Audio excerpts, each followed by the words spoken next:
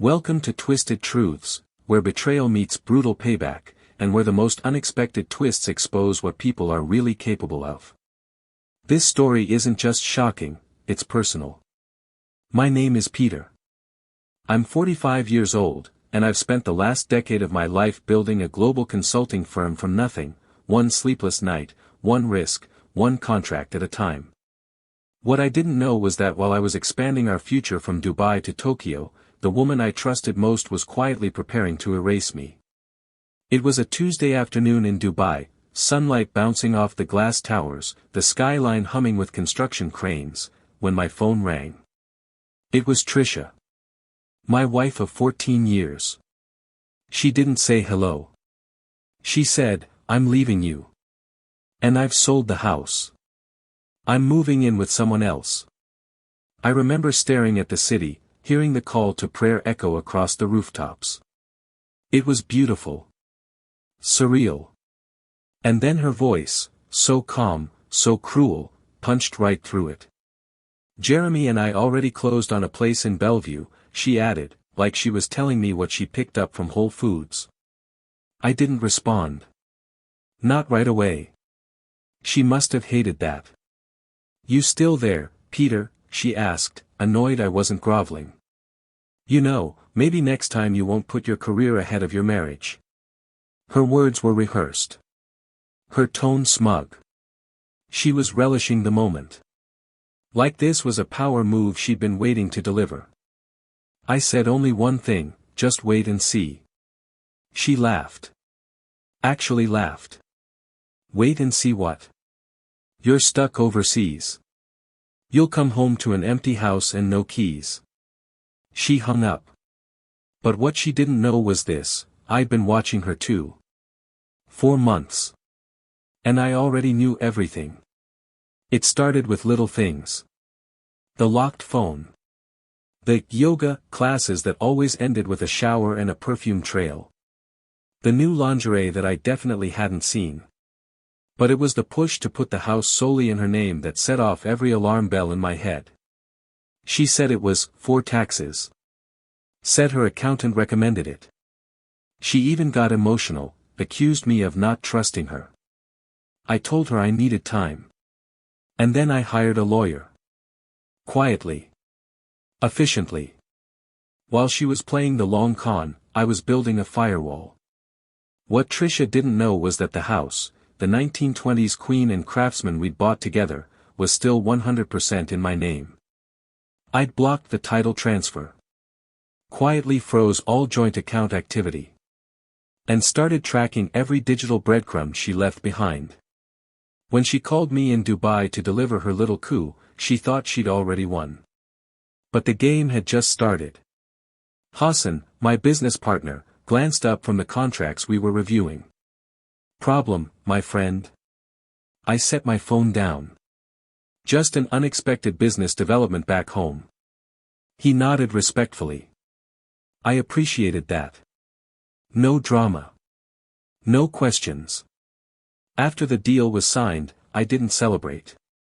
I sat alone in my hotel suite, stared at the Dubai skyline, and called James, my lawyer. "She tried to sell the house," I said. "I just got the call." He didn't sound surprised. "She forged your signature. The title company flagged it. The sale can't close without your sign-off, which she doesn't have. And the buyers? They're legit. We're holding their deposit in escrow. You want to stop this, now's the time." I paused. "She wants war," I said. James replied calmly, "Then we give her war. You just have to stay 3 steps ahead." I didn't sleep that night. Not from sadness. But from adrenaline. The thing about betrayal is, it doesn't always roar. Sometimes it walks in quiet. Familiar. Smiling. Like your wife, kissing you goodbye at the airport while knowing she's about to get you financially. What hurt the most wasn't that she cheated. It was that she thought I wouldn't notice. That I was so buried in business meetings and flight schedules that I'd become soft. Predictable. She forgot who she married. A man who doesn't react. He prepares. 2 days later, my flight landed at Seattle-Tacoma. I drove straight from the airport to our home, my home. Her car was in the driveway. So was a second one, a Toyota with California plates.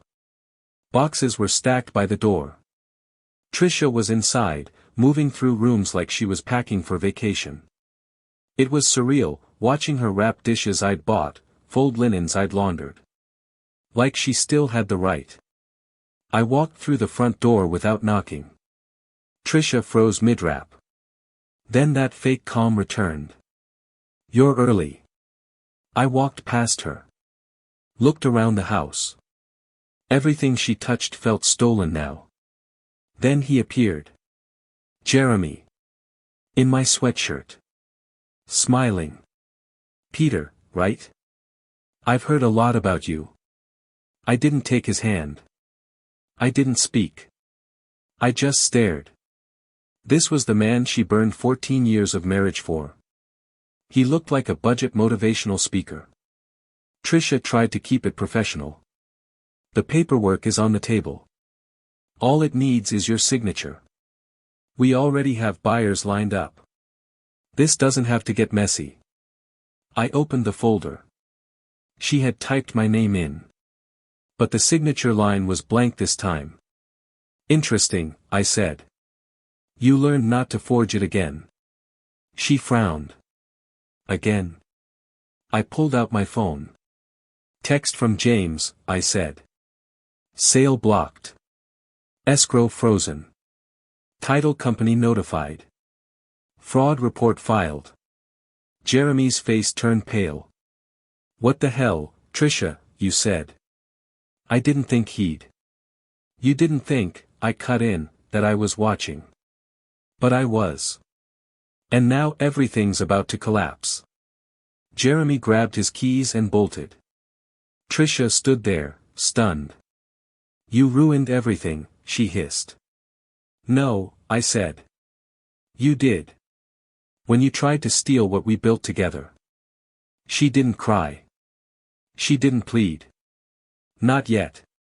She just stood in the ruins of her own betrayal, too shocked to realize the storm was only beginning. Tricia didn't follow Jeremy.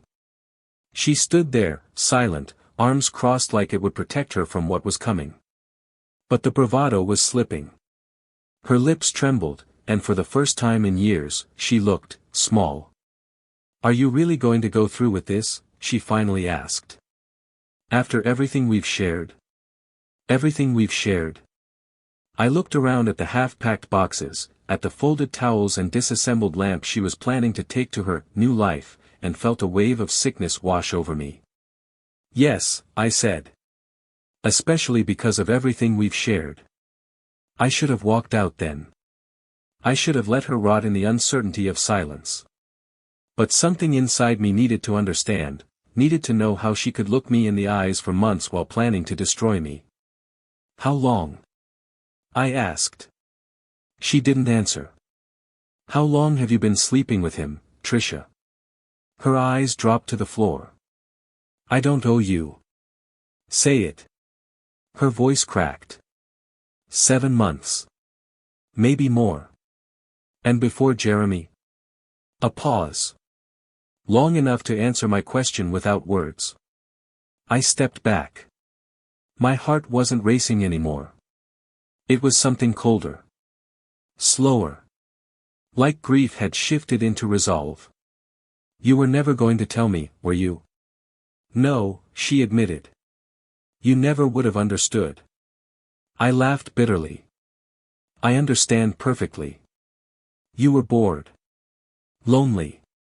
And when someone came along who fed your ego, you decided I was expendable." She wiped a tear from her cheek, but I wasn't buying it. "Do you know what I was doing while you were out screwing Jeremy in hotel rooms?" I asked. "I was closing the Dubai deal. The one that would have set us up for life." Tricia's voice was hoarse. "You were never home. You were married to your job. I was building our future." "No," she snapped. "You were building yours." I was just your assistant.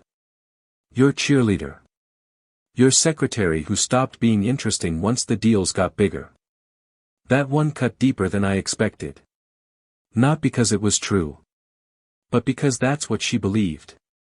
After 14 years, after everything, we were reduced to nothing more than roles in each other's narratives. And hers had no room for loyalty. That night, after she finally left the house, I stood alone in the kitchen. No lights on. Just the sound of the clock ticking over the sink. I thought about how many nights we'd stood in this very spot, her laughing over spilled wine, me pulling late-night ramen out of the microwave while talking through client issues. It had felt real. It had felt safe. But it was all gone now. Trisha had taken more than furniture and flatware.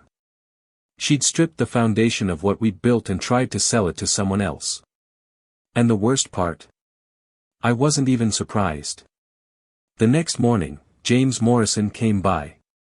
We walked the perimeter of the house while a locksmith changed the locks and a security tech installed cameras on every corner. This won't stop her if she really wants to come back, James said. She won't. He looked at me for a long moment. You're handling this better than most. I didn't answer.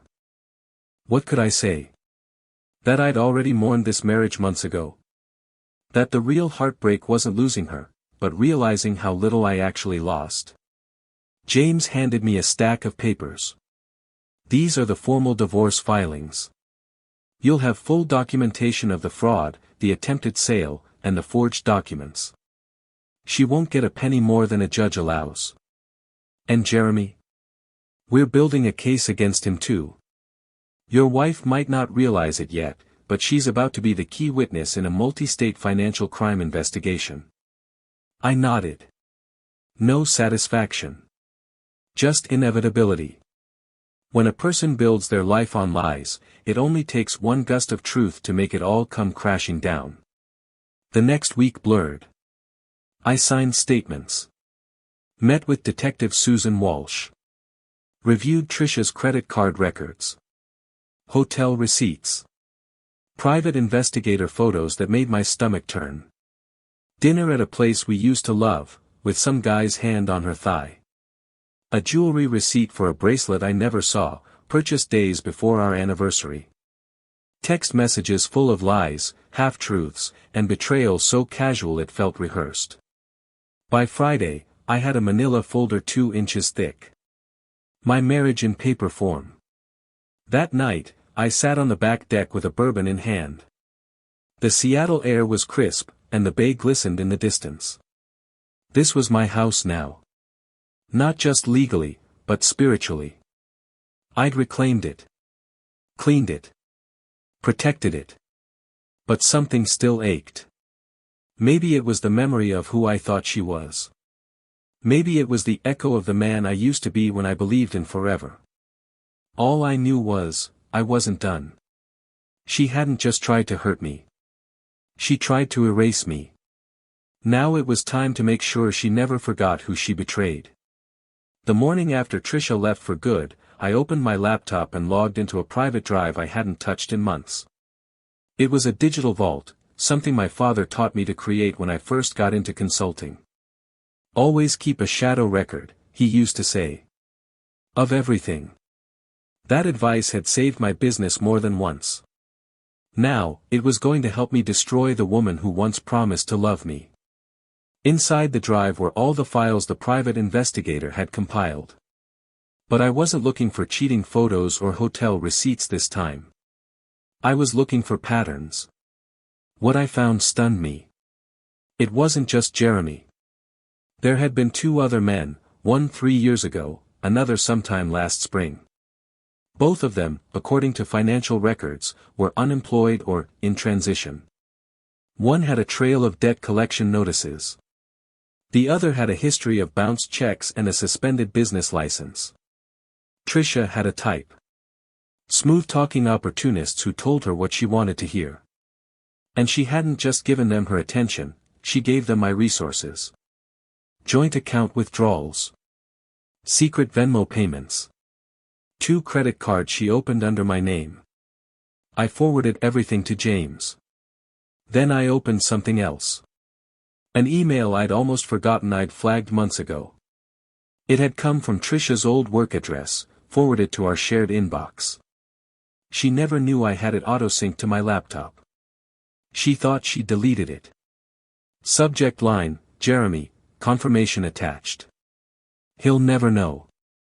My chest tightened as I read the email chain. She'd sent Jeremy my travel schedule. Weeks in advance. She'd listed the cities I'd be in, the hotel I'd be staying at, and even my estimated flight return dates. I'll keep him distracted with some nonsense about renovations, she'd written. Just be patient. She hadn't just cheated. She hadn't just tried to sell the house. She had actively conspired to eliminate me from my own life. Not emotionally. Logistically. Strategically. Like a hostile takeover. I met with James that afternoon. He skimmed the email printout and let out a low whistle. Well, this changes everything. Can we charge them with conspiracy?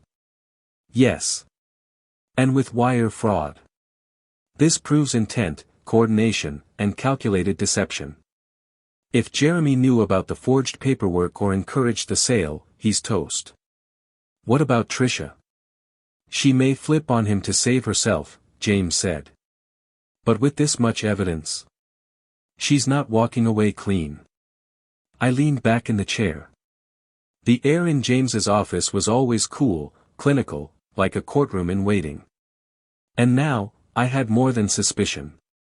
I had proof. A few days later, Detective Walsh called. I've reviewed the materials you submitted, she said. Including the emails. We're bringing both of them in for formal questioning. Will they be arrested? If they lie, yes. And Peter, she paused. The Jeremy Patterson case just got a lot bigger. What do you mean? He's not just a conman. He's a serial fraudster. We've tied him to at least 2 other women in Oregon and Nevada. Same pattern. Same promises. In both cases, the women ended up bankrupt or in legal trouble. If your wife's willing to talk, she could bring down his whole operation. The weight of it hit me like a hammer. Trisha had ruined our marriage for a man running the same con on other women. She thought she was special. She thought she was the exception. She was just next on his list. That night, I sat alone in the house. Not grieving anymore. Just thinking. Reflecting. Calculating. Everything she'd said to me in Dubai. Everything she didn't say when I walked in on her mid-move. It all made sense now. She thought Jeremy was an upgrade. She thought I was just some workaholic husband too busy to notice. But the truth? I saw everything. And I remembered everything. It was time to start planning. Not for reconciliation. Not for confrontation. But for revenge. I called James the next morning. I want to amend the divorce filing, I said. Include full documentation of her conspiracy, the financial records, and the attempted sale. Done. And I want to file a civil claim against both of them. For damages. For emotional distress. For fraud. For identity theft. I want to make sure this isn't just a criminal matter, it's a financial reckoning. James smiled. Peter, you're about to bury them. You sure you're ready for this? I've never been more ready. I spent the next 48 hours in full preparation mode. Not emotional. Not angry. Strategic. Deliberate. The way I plan mergers. Only this time, the merger I was undoing was my marriage, and the asset I was reclaiming was myself. The first step was locking down every financial account. James had already frozen joint access, but I went further. I changed every password. Closed every credit line tied to Trisha's name. Alerted the banks, the credit bureaus, the IRS. She wouldn't be able to open a Netflix account without a background check by the time I was done. Next, I contacted a forensic accountant. I wanted a full trace on all funds moved from our shared assets, especially the ones funneled to Jeremy. 3 days later, I had a color-coded spreadsheet and a full timeline. Trisha had siphoned over $70,000 across 2 years, disguised as home expenses and gift transfers. I sent the report to James. He called back 5 minutes later. "Peter, this isn't a divorce anymore. It's a financial crime scene." "Good. Let's treat it like one." While James worked the legal angle, I focused on the optics. You see, Trisha loved perception. Loved playing the part of the perfect wife, the supportive partner, the respectable neighbor. She went to charity luncheons. Volunteered at the local gallery. Hosted book club at our house once a month like she was a Martha Stewart prototype. So I drafted a simple message. Just 12 sentences. Professional. Polite. Cold. It detailed the truth behind our divorce. The timeline of the affair. The attempted sale of the house. The fraud. The criminal charges.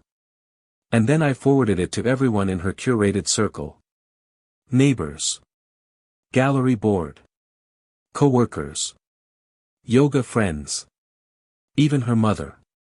By the next morning, my inbox was flooded. Some with sympathy. Some with disbelief. But most with quiet nods of knowing. Apparently, I hadn't been the only one Trisha had lied to. Trisha called me 2 days later, voice trembling. "Why would you humiliate me like this?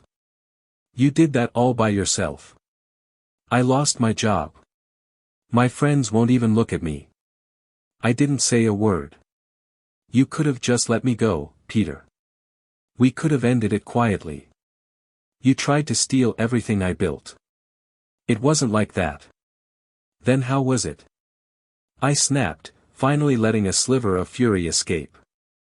"Explain to me how forging my signature, draining our accounts, and helping some con artist sell my house without my knowledge was anything but intentional." Silence. She tried to recover.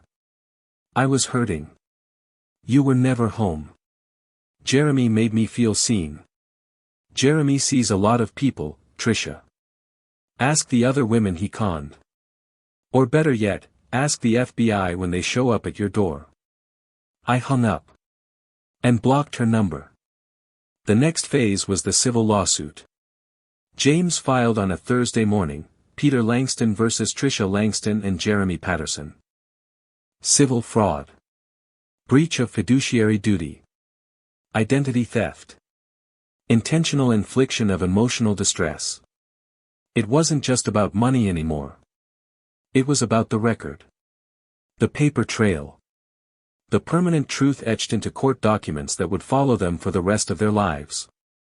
And then came the twist. Detective Walsh called later that week. "Peter, you need to come in." "Why? What happened?" "We've uncovered communications between Jeremy and another woman, his ex-wife." "Okay. She wore a wire for us." I sat up. "Excuse me?" Apparently, she suspected he was running the same scam on Trisha that he pulled on her. So she agreed to meet him for drinks and recorded everything. And Walsh's voice dropped to a hum of satisfaction. "He bragged about coaching Trisha on how to forge your signature. Said, quote, 'She's so desperate to be chosen, she'll do anything I say.'" My stomach turned. I wasn't surprised. But I was furious all over again. She also got him to admit he was planning to sell the Bellevue house without Trisha, too. He was setting her up, Peter. She wasn't his partner. She was his next victim. For a moment, I didn't know what to feel. Part of me wanted to pity her. But the larger part? The part still smarting from betrayal? It whispered, she chose him. She helped him. And now, it was time to make sure they both paid. I met James the next day at his office. This wiretap, I asked.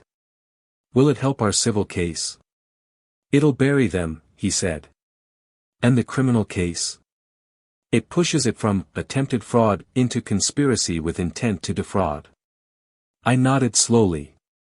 This was no longer a divorce. This was a takedown. Meticulous. Precise. And very public. I had spent 14 years thinking I was building something with a partner. But what I'd really done was build an empire that she tried to torch for a taste of attention. Now, she was left with ashes. And I wasn't even done yet. The irony of revenge is that it doesn't require rage. It requires calm. Cold calculation. Surgical precision. And now, with Trisha and Jeremy dangling over a cliff of their own making, it was time to cut the rope. It started the morning of the civil court summons. Both Trisha and Jeremy were served within hours of each other. Trisha at the yoga studio, ironically, during her self-care empowerment class. Jeremy at his job at an auto dealership where he was managing inventory, which was apparently code for scamming customers with bad credit into overpriced used cars. Within hours, both their faces were flushed across legal blogs and local gossip boards. The headline? Bellevue woman accused of conspiring to defraud husband of $400,000 family home, lover also implicated. I didn't leak it. Didn't need to. Public records speak loud enough when the story is this juicy. That night, my phone buzzed. It was from a blocked number. I ignored it. 10 minutes later, another call. Then a voicemail. I listened out of curiosity, and what I heard nearly made me laugh. It was Jeremy. Peter, man, listen, we got off on the wrong foot. I didn't know the whole situation. I thought you and Trisha were already separated. I thought she had rights to the house. I poured myself a whiskey and let the pathetic audio roll. I'm not trying to cause trouble. I need this all to go away. I've got kids, man. I can't do jail. Come on, let's talk like adults. I'll walk away. No more contact. Just drop the charges. I replayed one line twice, I need this all to go away. Because that's what cowards do. They don't take accountability. They look for the fastest exit when the consequences come calling. I sent the voicemail to Detective Walsh. Her reply came an hour later. Perfect. Clear sign of guilt. Forwarded to DA's office. The next morning, I got word from James. Trisha's filed a response to the divorce. Let me guess, I said, sipping coffee. She wants the house. Half the assets. And spousal support? Not quite, he said. She's agreed to waive claims to the house and drop any spousal support requests. She's offering a full confession of the forged paperwork and the affair, with the condition that we settle quietly. She's scared.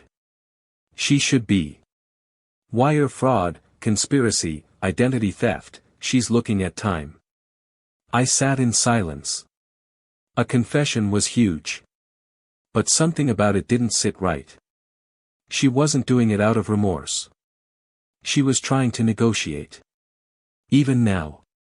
Even at rock bottom. Still trying to leverage a deal. No, I said finally. No settlement. No negotiation. She wanted this scorched earth. Let's burn. James didn't blink. We proceed to trial. By the end of the week, Trisha was fired from her job. Apparently, even nonprofits don't like being affiliated with financial crimes and public scandal. Her yoga club revoked her membership. Her gallery board seat. Gone. Word got around that she was staying at a second-rate motel near the airport, far from the waterfront view she thought she'd enjoy in Bellevue. Jeremy. Well, his life unraveled faster. 2 more women came forward, one in Portland, the other in Vegas. Both claimed he ran the same scam.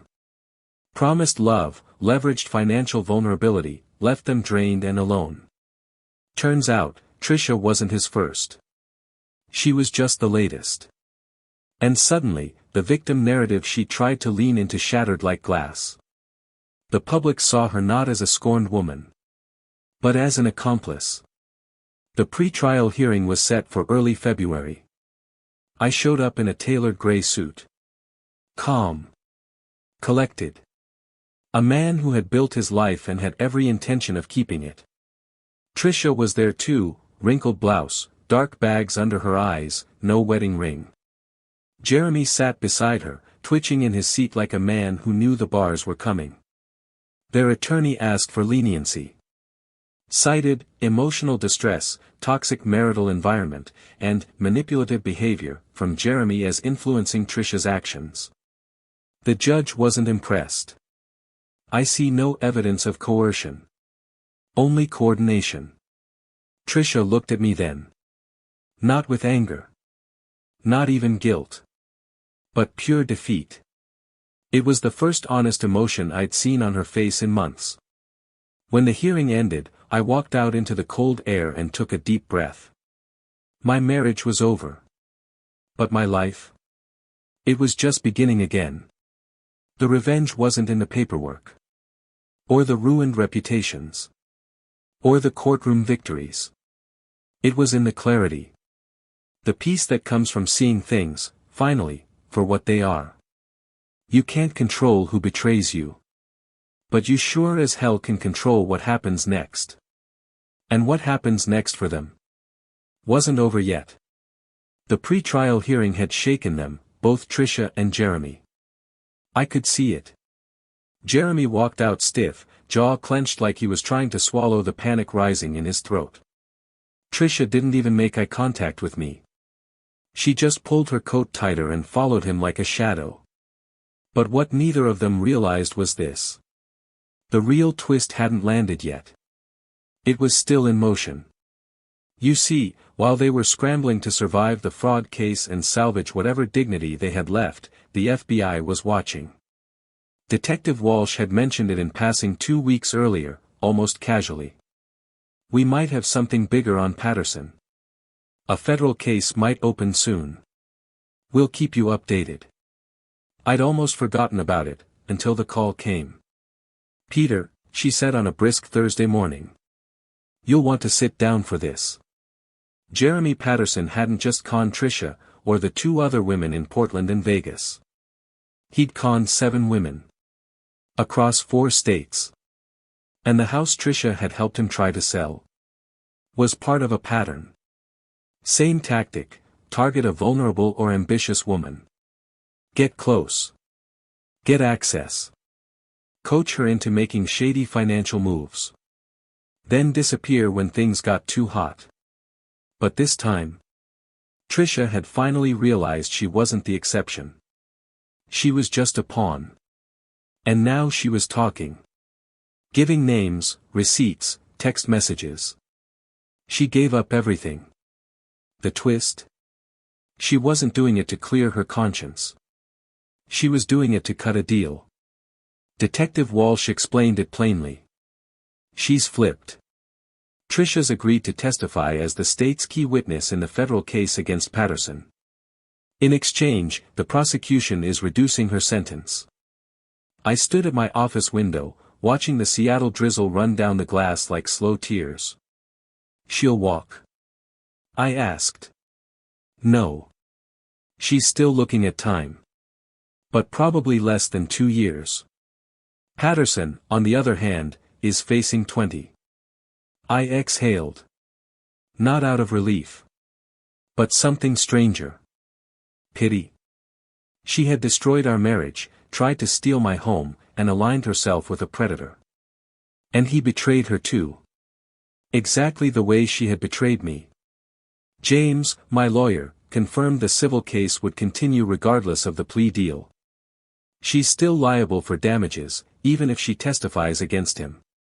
What's the likely outcome? We're asking for $200,000. She can't pay that, of course. But the judgment will follow her for years. Garnished wages. No credit. No new accounts. Essentially, financial exile. I nodded slowly. That was enough. I didn't want her in jail forever. I wanted her held accountable, over time, where she'd feel it every single day. 2 weeks later, I received something unexpected in the mail. A handwritten letter. From Tricia. The envelope was smudged. The paper was lined, like it came from a school notebook. Her handwriting looked rushed. Hesitant. Peter. I don't know what I expected. But I didn't expect you to be so calm. Or so smart. Or so prepared. I thought I had you figured out. I didn't. Not even close. Jeremy lied to me. He told me the title transfer was done. That you had agreed. That everything was legal. I wanted to believe him because it made me feel like I wasn't a monster. But I was. I was angry and selfish and entitled. You built everything. I tried to burn it down. I lost everything, and maybe that's fair. Maybe that's justice. But I wanted to say thank you, for not retaliating in the worst ways. For letting me fall without pushing me harder. I'll testify. I'll cooperate. And then I'll disappear. I'm sorry. Tricia. I read it once. Then again. Then set it in a drawer and didn't touch it again. Apologies don't erase consequences. They just change the tone. And while her words were probably sincere, they didn't rebuild the life she tried to ruin. The federal trial against Jeremy Patterson began the next month. Tricia testified. So did the women from Portland, Vegas, Phoenix, and Sacramento. One by one, they described the same pattern. Same lies. Same manipulation. Same destruction. When the final witness spoke, the courtroom sat in stunned silence. The judge called Jeremy a career predator. The jury found him guilty on all counts. Sentence: 21 years in federal prison. No parole for at least 18. Tricia was sentenced separately, 18 months in a minimum security prison, starting immediately. She didn't look at me as she was escorted from the courtroom. And for the first time, I didn't look at her either. They were both gone. One to prison. One to obscurity. And I had my house. My business. My dignity. And something they could never steal. Peace. It's strange, the way silence feels different after chaos. For a long time, I feared it. Silence in the house used to mean something was missing. A woman I loved. A marriage I tried to maintain. A future I thought we were building together. But now. Now silence feels like freedom. A stillness earned. It's been 6 months since the trial ended. Tricia's behind bars. Jeremy. He's rotting in federal custody where charm can't save him and wire fraud isn't just a courtroom term, it's a tattoo on your reputation. As for me, I didn't celebrate. I didn't post about it. I didn't tell the world I won. Because revenge done right, doesn't need an audience. I poured everything back into my business. Reinvested. Expanded. I opened a West Coast branch of the Dubai partnership, exactly the kind of move I used to dream of back when Tricia said I worked too much. The irony didn't escape me. Now that I was alone, I was building faster than ever. But this time, not for someone else's approval. Just for myself. For clarity. For peace. Spring in Seattle comes slowly. Rain, then light. Clouds, then pink blossoms. And on one soft April morning, I sat on the deck Tricia once tried to steal from me, sipping coffee, watching the sunrise over Elliott Bay. The garden had bloomed again. The same garden she once promised to maintain. Only now, I was the one pruning it. Watering it. Replanting it. And I realized. Maybe she never really wanted to grow with me. Maybe she just wanted to pick the flowers without planting the seeds. A week later, I got an invitation. It was from Claire, an architect I'd met through a client in Dubai. She'd moved to Seattle recently. Quietly brilliant. No pretense. No games. We'd been talking for a few months. Carefully. Slowly. Dinner turned into conversations. Conversations turned into laughter. Laughter into healing. She never asked for details about my past. She only asked what I'd learned.